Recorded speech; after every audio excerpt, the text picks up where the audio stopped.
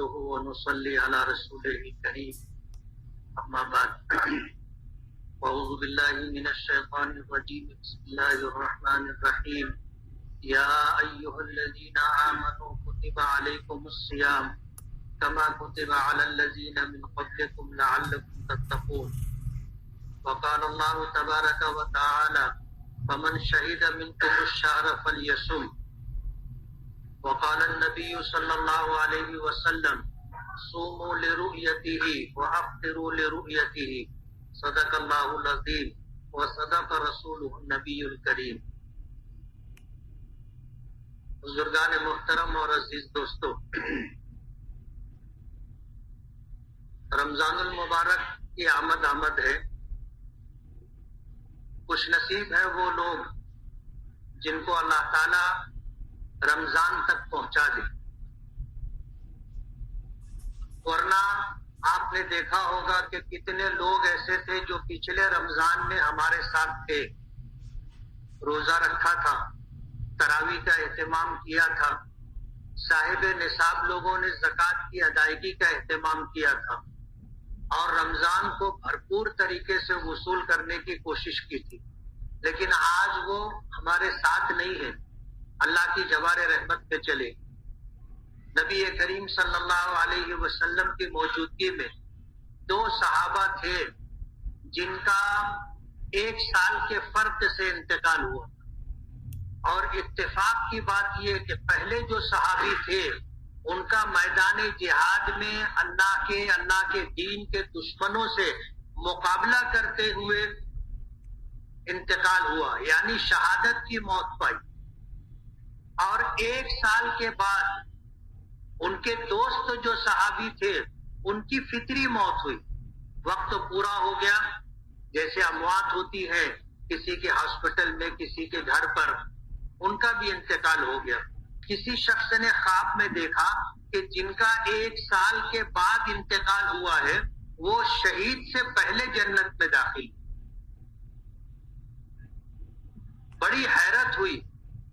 نبی کریم صلی اللہ علیہ وسلم کا معمول تھا، آپ کی عادت شریفہ کی، کہ فجر کی نماز پڑھ لینے کے بعد آپ مصلی پر رکا کرتے تھے، تھوڑی دیر بیٹھا کرتے تھے۔ کسی نے اگر کوئی خواب دیکھا ہوتا تو وہ اپنا خواب بتاتا، اللہ کے رسول صلی اللہ علیہ وسلم اس کی تعبیر عطا فرماتے۔ اور کبھی ایسا ہوتا تھا کہ اللہ کے رسول صلی اللہ علیہ وسلم نے کوئی خواب دیکھا ہو تو آپ اپنا خواب سناتے تھے اور پھر اس کی تعبیر بھی بتایا کرتے۔ یہ آپ کا معمول تھا۔ ائمہ کرام میں جو لوگ صاحب علم ہیں اور تعبیر کا فن جانتے ہیں، ان کے لیے سنت یہ ہے کہ وہ مصلی پر فجر کی نماز کے بعد کچھ دیر رکیں، اور اگر تعبیر کا فن نہ بھی جانتے ہو تو بھی نبی کریم صلی اللہ علیہ وسلم کا معمول رہا ہے کچھ دیر مصلی پر رکنا چاہیے۔ کسی کو کوئی مسئلہ دریافت کرنا ہو وہ مسئلہ دریافت کر لے، کوئی بات ہو تو وہ بات کر لی جائے، کوئی مسئلہ ہو تو اسے حل کر لیا جائے۔ نبی کریم صلی اللہ علیہ وسلم مصلی پر تشریف فرما تھے۔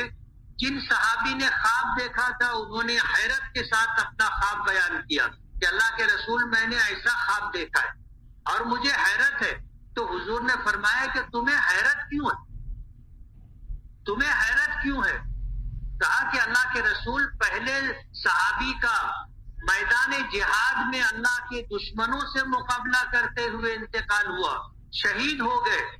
فرمایا کہ تمہیں اس بات کی خبر نہیں کہ جس بعد میں جن کا انتقال ہوا انہوں نے 1 سال کی نمازیں زیادہ پڑھی، 1 رمضان کے روزے زیادہ رکھے، سال بھر عبادات میں جو انہوں نے گزارا، یہ سال بھر کی عبادتیں تم کہاں لے جاؤ گے؟ تو خوش نصیب ہیں وہ لوگ جن کو اللہ پاک نے پچھلا رمضان بھی عطا کیا اور اب اللہ پاک عافیت کے ساتھ رمضان المبارک تک پہنچا دے۔ صحابہ کرام رضوان اللہ تعالی علیہ مجمعین نبی کریم صلی اللہ علیہ وسلم کی اتباع اور پیروی میں رمضان کا انتظار کرتے تھے اور رمضان کا اہتمام مہینوں پہلے سے کیا کرتے تھے. خود ہمارے آقا جناب رسول اللہ صلی اللہ علیہ وسلم کی عادت شریفہ رہی. آپ دعا کیا کرتے تھے کہ اللہم بارک لنا فی رجب و شعبان وبلغنا رمضان، کہ اللہ ہمارے لیے رجب اور شعبان میں برکت عطا فرما اور ہمیں رمضان المبارک تک پہنچا دے. وبلغنا رمضان، ہمیں رمضان المبارک تک پہنچا دے. آپ دعاؤں کا اہتمام کیا کرتے تھے اور آپ نے یہ بات بارہا سنی ہے کہ رجب کے مہینے سے ہی اللہ کے رسول صلی اللہ علیہ وسلم روزوں کا اہتمام فرمایا کرتے تھے. شعبان کا مہینہ تقریباً پورا مہینہ آپ روزہ رکھا کرتے تھے، شعبان کی 30 تاریخ کو چھوڑ کر کے.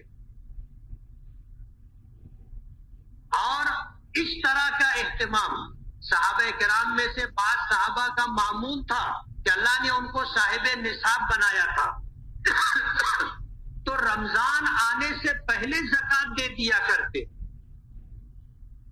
تاکہ امت میں جو فقراء ہیں، غربا ہیں، جو ضرورت مند حاجت مند لوگ ہیں، جب ان لوگوں تک زکوٰۃ کی رقم پہنچ جائے گی تو وہ بھی رمضان کا اہتمام کریں. یعنی ان کے پیش نظر یہ بات ہوتی تھی کہ ہماری وہ رقم جو زکوٰۃ کی نیت سے ہم نے مستحق کو دی ہے، مستحق اس پیسے کو رمضان میں استعمال کرے اور ہم لوگ اپنی زکوٰۃ دیتے ہیں ضرورت مند عید پر استعمال کریں. ہم میں سے کتنے لوگ ہیں رمضان کا پہلا عشرہ دوسرا عشرہ نکل جانے دیتے، تیسرے عشرے میں شب قدر کا انتظار کرتے اور پھر زکوٰۃ 2-3 دن کے اندر نکالتے.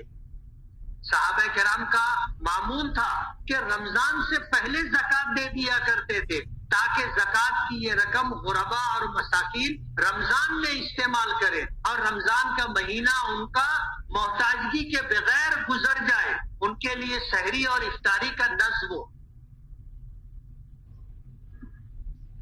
اللہ تعالیٰ نے ہماری عبادتوں کے لیے اسباب مقرر کیے اور جب جب وہ سبب پایا جائے گا، جب جب اس عبادت کا تحقق ہوگا، جیسے صبح صادق ہوگی تو فجر کی نماز فرض ہو جائے گی، زوال ہوگا ظہر کی نماز فرض ہو جائے گی، ہر چیز کا سایہ جب تو مثل ہو جائے گا تو عصر کی نماز فرض ہوگی، اور جب سورج غروب ہوگا تو مغرب کی نماز فرض ہوگی، اور جب شفق ابیض یعنی آسمان پر سورج ڈوبنے کے بعد جو سرخی ہے وہ ختم ہو جائے، اس کے بعد جو تھوڑی سی ہلکی سی روشنی ہوتی ہے وہ ختم ہو جائے تو عشاء کی نماز فرض ہوگی. یہ اسباب ہے ان نمازوں کی فرضیت کے لیے. ظاہر بات ہے یہ سبب کل پائے گئے تھے تو کل بھی ہم پر نماز فرض تھی، آج بھی پائے گئے تو آج بھی ہم پر نماز فرض ہے،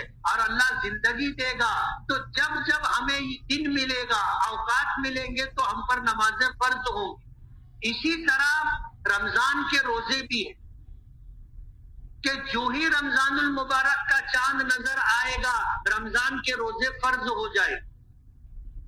اور ظاہر بات ہے پچھلا رمضان کا چاند ہم نے دیکھا تھا، چاند کا تحقق اور ثبوت ہو گیا تھا، ہم نے رمضان بھر روزے رکھے.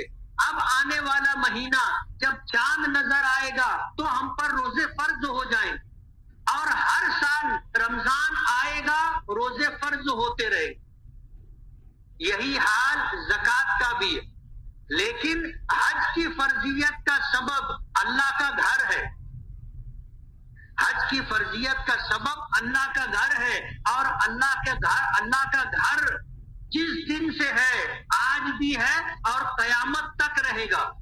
اس لیے سبب ایک ہے، زندگی میں ایک ہی مرتبہ حج فرض ہوتا ہے. زندگی میں حج کی فرضیت کے لیے بیت اللہ کا وجود ہے، اور بیت اللہ کے وجود کی وجہ سے حج فرض ہوتا ہے. اس لیے کسی بھی صاحب استطاعت پر زندگی میں ایک مرتبہ حج فرض. اب جو مالدار ہیں ان کے پاس تو ہر سال اتنا مال ہوتا ہے کہ وہ حج کرنے جانا چاہیں تو جا سکتے، لیکن ہر سال حج فرض نہیں ہوتا. اللہ تعالیٰ نے چاند اور سورج دونوں کا نظام بنایا ہے، اور اسلامی عبادات نظام اللہ نے چاند سے جوڑ کر کے رکھا ہے. اسلامی مہینہ کبھی 354 دن کا ہوتا ہے، کبھی 355 دن کا ہوتا ہے. یہ 354 سے کم بھی نہیں ہوگا اور 355 سے زیادہ بھی نہیں ہوگا. اور شمسی سال، انگریزی تاریخ جس کو کہتے ہیں، شمسی سال جو ہے یعنی جو سورج سے نظام بنتا ہے، اس میں سال 365 دن کا ہوگا یا 366 دن کا ہوگا. نہ اس میں 64 دن بنیں گے نہ 67 دن بنیں گے. لیکن قمری یعنی اسلامی مہینے اور شمسی یعنی انگلش تاریخوں میں 10 دن کا یا 11 دن کا فرق ہوتا ہے. شمسی نظام جیسا بنا ہوا ہے اسی نظام سے چلتا رہے گا، اس میں فرق نہیں آتا.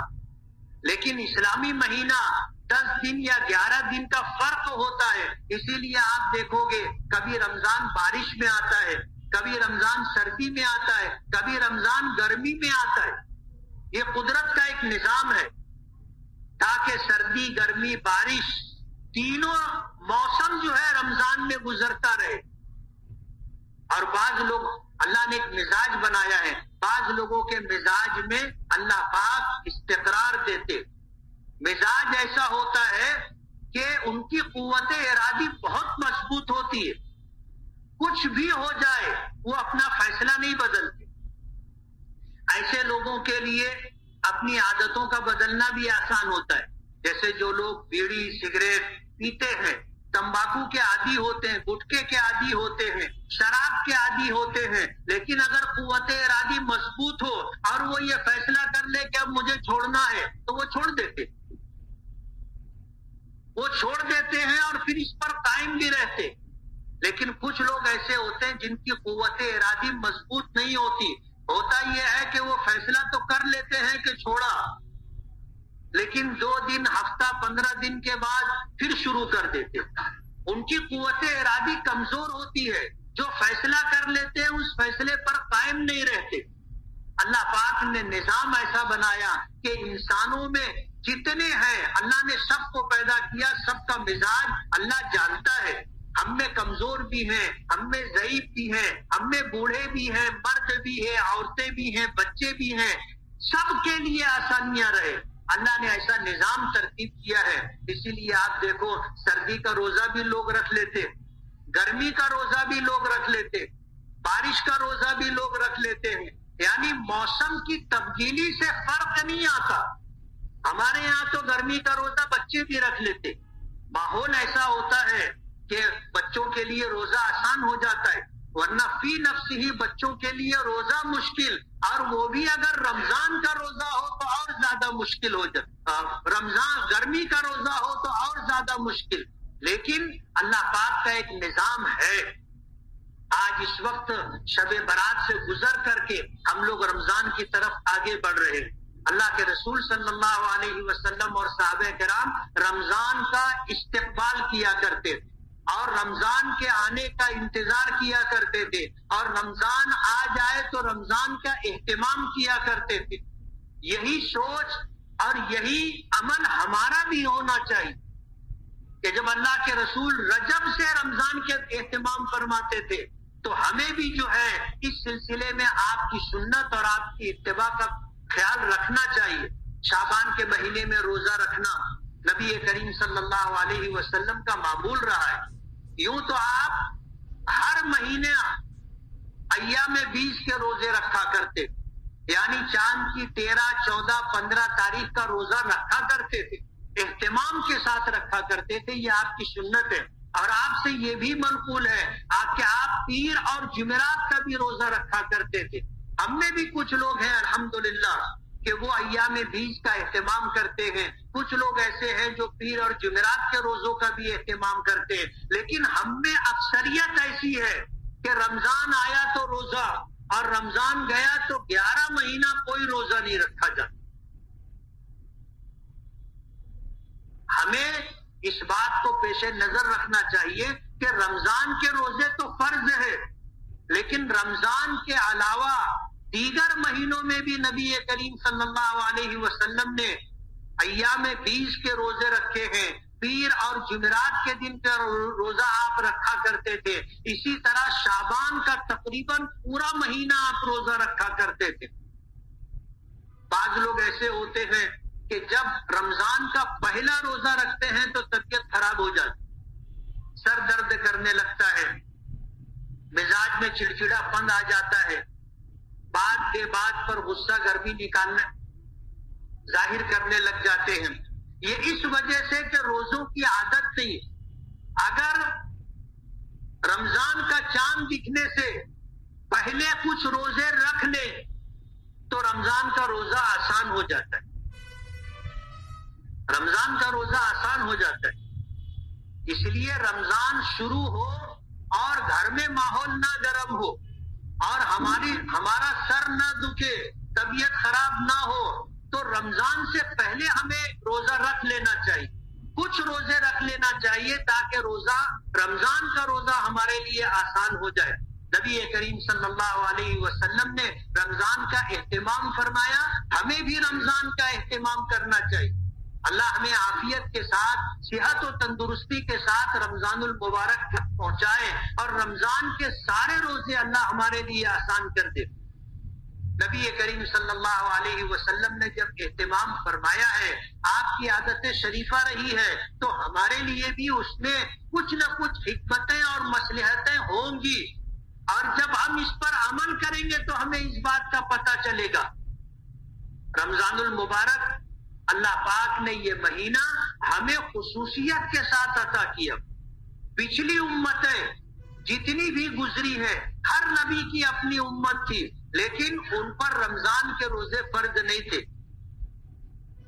رمضان کا روزہ صرف نبی کریم صلی اللہ علیہ وسلم اور آپ کے توسط سے آپ کی امت کو دیا گیا، اور اللہ تعالیٰ نے رمضان اور 11 مہینوں میں فرق یہ رکھا کہ کسی شخص نے رمضان کے مہینے میں اگر نفل عبادت کی تو اس کا ثواب غیر رمضان کے فرض عبادتوں کے برابر ہوگا، اور رمضان میں فرائض کا اہتمام کیا تو 11 مہینوں میں 70 فرائض کے برابر اللہ پاک رمضان کے فرائض کا جو ہے اجر و ثواب عطا کرے۔ اللہ کے نبی صلی اللہ علیہ وسلم نے اس مہینے کی جو خصوصیات ذکر فرمائی وہ یہ کہ پہلا عشرہ رحمت ہے، دوسرا عشرہ مغفرت ہے، اور تیسرا عشرہ رمضان جہنم کی آگ سے خلاصی اور نجات ہے۔ 3 عشرے ہیں اور تینوں کے لیے اللہ پاک کی طرف سے الگ الگ فیصلے ہیں۔ پہلے عشرے کے لیے رحمت کا فیصلہ ہے، دوسرے عشرے کے لیے مغفرت کا فیصلہ ہے، اور تیسرے عشرے کے لیے جہنم سے خلاصی اور نجات کا ہے۔ اور جب رمضان عید کا چاند دکھتا ہے یعنی رمضان مکمل ہوتا ہے تو حدیث پاک میں آتا ہے کہ اللہ پاک 10 لاکھ جہنمیوں کو جہنم سے نجات عطا کرتے۔ صحابہ کرام کہتے ہیں کہ جب رمضان کا چاند نظر آیا تو نبی کریم صلی اللہ علیہ وسلم ممبر پر تشریف فرما ہوئے اور فرمایا کہ تم پر ایک مہینہ آیا ہے جو بڑی برکتوں والا مہینہ ہے، اور اللہ نے اس مہینے کے روزوں کو فرض فرمایا ہے اور رات کی تراویح کو سنت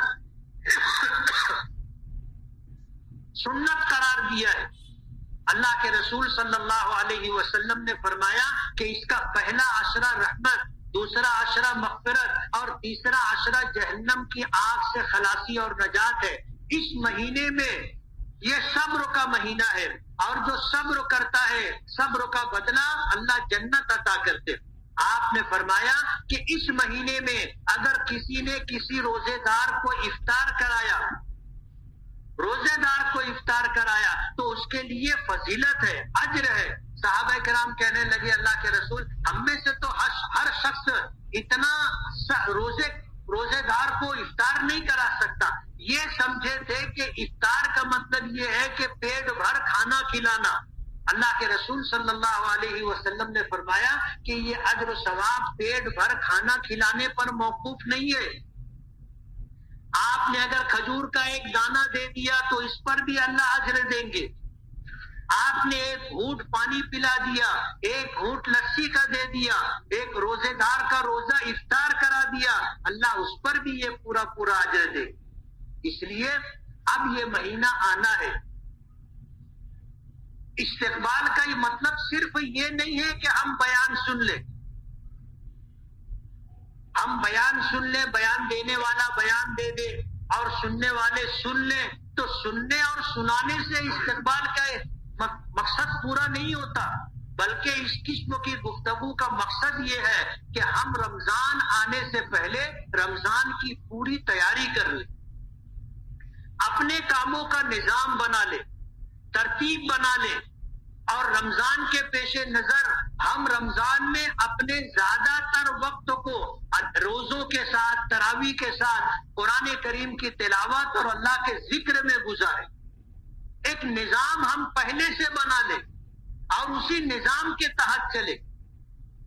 رمضان آ رہا ہے، رمضان کا روزہ ہم پر فرض ہے، اور ایک روزے کا ثواب اتنا ہے، حضرت علی فرماتے ہیں کہ اگر کسی شخص نے رمضان کا روزہ جان بوجھ کر کے چھوڑ دیا، اب رمضان کے بعد اس روزے کی قضا کرنی ہے، تو ایک روزہ رکھ لینے سے روزے کی قضا ہو جائے گی، لیکن رمضان میں روزہ رکھنے کا جو اجر و ثواب تھا وہ اجر و ثواب نہیں ملے گا۔ اگر کوئی شخص یہ چاہے کہ رمضان میں جو روزہ چھوٹ گیا تھا غیر رمضان میں وہ روزہ رکھوں اور میں اجر و ثواب حاصل کر لوں، تو اس کے لیے ممکن نہیں ہے۔ حضرت علی فرماتے ہیں کہ اگر وہ ساری زندگی بھی روزہ رکھے گا تو رمضان کے روزے کا اجر و ثواب نہیں پا سکتا۔ اللہ نے رمضان کے روزے میں اتنا اجر و ثواب رکھا ہے، اور میں نے پیچھے اس بات کا یہ بارہا تذکرہ کیا کہ اس امت پر اللہ پاک کے احسانات میں سے ایک بڑا احسان یہ ہے کہ اس نے اپنے محبوب کو اور اپنے محبوب کی امت کو اس دنیا میں رہنے کے لیے کم وقت دیا ہے۔ ہمیں 60-70 سال کی عمر ملی ہے، 60-70 سال کی عمر، اور 60-70 سال کے بعد جانا ہے۔ کچھ تو پہلے چلے جاتے، کچھ کو اللہ اس سے زیادہ زندگی دے دیتا ہے، لیکن اوسطاً عمر 60-70 سال۔ اب ظاہر بات ہے پچھلے لوگوں کی عمریں بہت لمبی لمبی ہوا کرتی تھی، اجر و ثواب میں ہم ان کی کیسے برابری کر سکیں؟ اللہ پاک نے ہمیں 5 وقت کی نمازیں دی، پچھلی امتوں پر 5 وقت کی نمازیں نہیں تھی، زیادہ سے زیادہ 2 وقت کی نماز، ورنہ صرف 1 وقت کی نماز۔ اس امت کو 5 وقت کی نمازیں، پچھلی امتوں پر 1 دن کا روزہ فرض تھا، عاشورہ محرم کا۔ اللہ پاک نے ہمیں رمضان المبارک کے مہینے بھر کا روزہ عطا کیا، زکوٰۃ کا مکمل نظام ہمیں عطا کیا، اللہ پاک نے مکمل حج عطا کیا، اور دیگر سارے معمولات کو اللہ پاک نے اگر حضور کے طریقے پر گزارے جائیں تو اسے عبادت قرار دیا۔ یعنی تھوڑے وقت میں زیادہ سے زیادہ ہم کتنی نیکی اجر و ثواب کما سکتے ہیں، اس کا اللہ نے ایک نظام بنا کر کے ہمیں دیا۔ جو حدیث میں نے سنائی اس میں اللہ کے رسول نے فرمایا کہ اس مہینے میں ایک رات ایسی ہے جس رات میں عبادت کرنا 1000 مہینوں سے زیادہ اجر و ثواب رکھتا ہے، جسے ہم شب قدر کہتے ہیں، اور قرآن کریم نے جسے لیلۃ القدر کہا ہے۔ ایک رات کی عبادت 1000 مہینوں سے زیادہ اجر و ثواب۔ ظاہر بات ہے یہ بہت بڑا اللہ پاک کا بہت بڑا کرم ہے کہ اللہ نے ہمیں اگر 60 سال کی عمر دی، 70 سال کی عمر دی، اگر ہم میں سے کسی نے 10 رمضان، 20 رمضان، 30 رمضان اہتمام کے ساتھ گزار لی، کہ روزے بھی رکھے، رات کی تراویح بھی پڑھی، فجر کی نماز بھی فرض جماعت کے ساتھ ادا کی، دیگر عبادتیں چاہے نہ کر سکا ہو تو بھی اسے شب قدر مل گئی، اور شب قدر مل گئی تو ایک شب قدر کا ثواب 84 سال 4 ماہ سے زیادہ زمانہ اس نے اللہ کی عبادت میں گزارا۔ آپ اگر اسے حساب کر کے جوڑنا چاہو تو بہت بڑی بات ہے۔ جو لوگ نمازوں کا، روزوں کا، تراویح کا، تلاوت کا، ذکر کا اہتمام کرتے رہے، انہیں تو شب قدر ملی ہی ملی ہے، جو شخص امامت کرتا ہے، ظاہر بات ہے اس نے مغرب کی نماز کی امامت کی، عشاء کی نماز کی امامت کی، تراویح کی نماز اس نے پڑھی یا پڑھائی، اور اسی کے ساتھ اس نے فجر کی نماز کی امامت کی، اس کو شب قدر مل گئی، شب قدر مل گئی۔ اور یہ اللہ پاک کا بہت بڑا کرم۔ نبی کریم صلی اللہ علیہ وسلم نے فرمایا کہ شب قدر پانے کے لیے پوری رات عبادت میں گزارنا ضروری نہیں ہے، اس رات کا کچھ حصہ بھی اگر عبادت میں گزر گیا تو اسے اللہ پاک شب قدر میں عبادت کرنے کا ثواب عطا کریں گے۔ تو اس امت پر اللہ پاک کے احسانات میں سے بہت بڑا احسان یہ ہے کہ رمضان کا مہینہ پچھلی امتوں کو نہیں ملا تھا، اور شب قدر جیسی کوئی رات پچھلی امتوں کو نہیں دی گئی۔ اللہ نے ہمیں رمضان المبارک کا مہینہ عطا کیا، اور اسی کے ساتھ اللہ پاک نے ہمیں شب قدر بھی عطا کی۔ اور یہ ساری چیزیں اس لیے کہ ہم آخری عشرے میں شب قدر کی تلاش کا اہتمام نہ کریں۔ ہم نے کتابوں میں یہ حدیث پاک میں پڑھا ہے کہ اللہ کے رسول صلی اللہ علیہ وسلم شب قدر کی تلاش میں پورے مہینے کا اہتمام فرمایا کرتے، اور صحابہ کرام اور اسی طرح تابعین اور تبع تابعین کے جو اقوال ملتے ہیں، ان کے اقوال کی روشنی میں کبھی شب قدر پہلے عشرے میں رہی، کبھی دوسرے میں رہی، کبھی تیسرے میں رہی، زیادہ تر تیسرے عشرے میں، اور زیادہ تر تیسرے عشرے کی طاق راتوں میں شب قدر پائی جاتی ہے، ایسے علماء کا قول ہے۔ اس لیے ہمیں شب قدر کی تلاش کا اہتمام پہلے دن سے کرنا چاہیے، چاند دکھا وہیں سے شب قدر کا اہتمام ہونا چاہیے۔ ہر رات ہماری عبادت میں گزرے، ہر رات عبادت میں گزرے، تاکہ ہمیں رمضان بھر میں چاہے پہلے عشرے میں شب قدر ہو، چاہے دوسرے میں ہو، چاہے تیسرے میں ہو، ہم اگر اہتمام کرتے رہیں گے تو ہمیں ضرور بھی ضرور انشاءاللہ شب قدر ملے گی۔ اللہ تعالی ہمیں عقل سلیم اور فہم سلیم عطا فرمائے۔ اللہ پاک ہمیں عافیت کے ساتھ رمضان المبارک تک پہنچائے، اور رمضان کے روزوں کو، تراویح کو